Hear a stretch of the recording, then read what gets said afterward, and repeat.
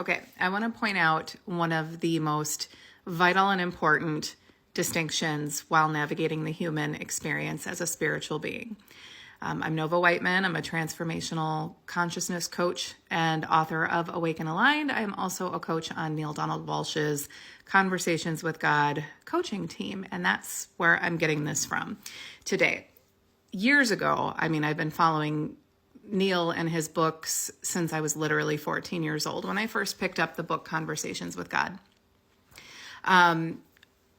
One of the distinctions that was made for me back then that has been an absolute game changer is that when we're talking about conscious co-creation and manifestation and you create your own reality, it's important to keep in mind that it is not the job, the car, the house, the money, the relationship that we most desire.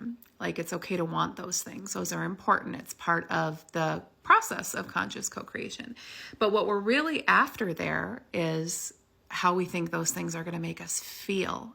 We actually desire more than anything in this human experience, these certain states of being. And if we're going to boil it down to one thing, we just want to feel good. We want to feel joy. We want to feel peace. We want to feel abundance. We want to feel love. We want to feel excitement, ecstasy, bliss, passion, peace, groundedness, contentment, there's a whole range of things that we want to feel, but we've been conditioned to believe that we can only access these feeling states through the having of something or the doing of something or the proving of our worth. And that is not only bullshit, it actually works against us in the conscious co-creative process because it creates a lot of resistance, because what we're doing is we're like reaching for that feeling and we're working towards our dreams and goals and desires. But we're really perpetuating this vibration or this feeling or this thought that says it's not here yet. I can't feel this way until I have this thing, which is not only true, it's building up this momentum of resistance that is actually pushing these things away from us. Now, the sweet spot is, as Abraham Hicks would refer to it, satisfied with what is, yet eager for more. So you're feeling that joy along the way by noticing positive aspects, things that you appreciate, accessing gratitude in the here and now. You're loving your life as it is, as you're simultaneously, excuse me, I'm getting over a cold. As you're simultaneously reaching for more, you're noticing through this world of the relative and sifting and sorting through contrast and challenging experiences and noticing what you don't want, which helps you clarify even more what you do want. You're always reaching for more. That's part of, the never ending, expansion of this universe in the world of the relative. But if you can maintain that feeling of like, you know what? Having that dream job would bring me so much joy. There's no doubt about it. I think that would be awesome. This is what I was born to do. I would love to wake up every day and express myself in this way, experience myself in this way, get paid really well for it, change a lot of lives for the better. How awesome would that be?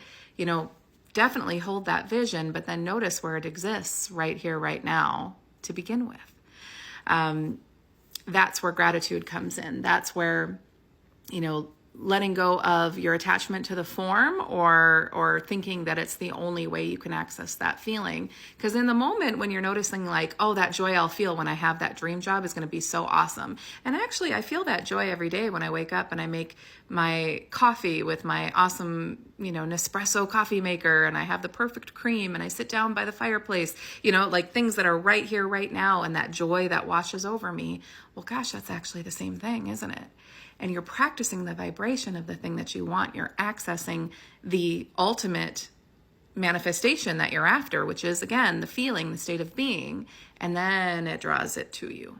And the universe will start, bending over backwards to bring together those cooperative components that either bring you the form of the thing you stated you desired that you want, like that specific job, or one that's even better that you didn't even know existed yet, or that's a better match for you. You just weren't aware of it. And you're allowing it in because you're relaxed. You are absent of resistance and you're enjoying yourself along the way. That's what is meant, I believe, by it's not about the destination, it's about the journey. Yeah, the journey is full of states of being, of feelings, of emotional states. We are emotional human beings and we create through that emotion, which is energy in motion, by how we focus our thoughts, our awareness, how we manage our emotional state. So, like I said, this was always a game changer for me. And even though I understood it at an early age, I didn't really get good at applying it consistently until later in life. And the game changer for me there was having a daily alignment practice. And I write about that process, what I call the spiritual alignment process, which is acknowledging that you have a spiritual self and a human self, and you're going to use the energy of consciousness and alignment and merge those two together so you can actually enjoy your human life while, reaching for the more and as you grow and expand. It's all in my book, Awaken Aligned. You can find it on Amazon if that speaks to you. And if you want to get started on it, you have a couple of options. Go to my website, www.novawhiteman.com. I'll tag it here somewhere if I can figure that out. And you can do a 3-day journey, which is just a mini e-course on how to raise your vibration. And really that's about like starting to build that foundation to hold this energy to access these states of being, first and foremost, because that's what we're after. And then you start to notice after a while that these things start popping in your reality, in your everyday life. And no, it does not happen overnight. No, it's not super simple and easy. And no, I'm not going to promise you, like some teachers out there do, that like, oh, hey, what are you doing? What are you manifesting today? Like, it's just this simple thing. And you could be like, you know what? I could go for a sports car. Bam, here it is. Like maybe it is that easy. I have not experienced that in my 42 years on this planet, most of which I've been doing this work along the way. If you know of a way that's that fast, please tell me.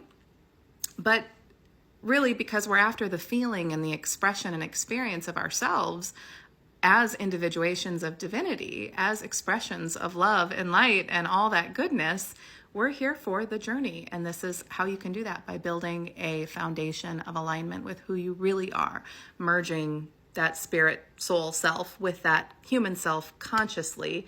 And now you have congruency. Now you have greater access to the stuff that you say you want. So you can get started at my website. And also, if you really want to dive in, I have a online course. It's self-paced. It's called How to Be an Aligned Conscious Co-Creator. You can get started there as well. But why wait? And you don't have to wait for those things to pop in your reality. You're probably frustrated that they haven't. Here's what I believe to be a much better and more satisfying and fulfilling way. Let me know what you think about this and what your experience has been. Leave me a comment, or if you have any questions, like I said, I'll leave my website. You know where to find me.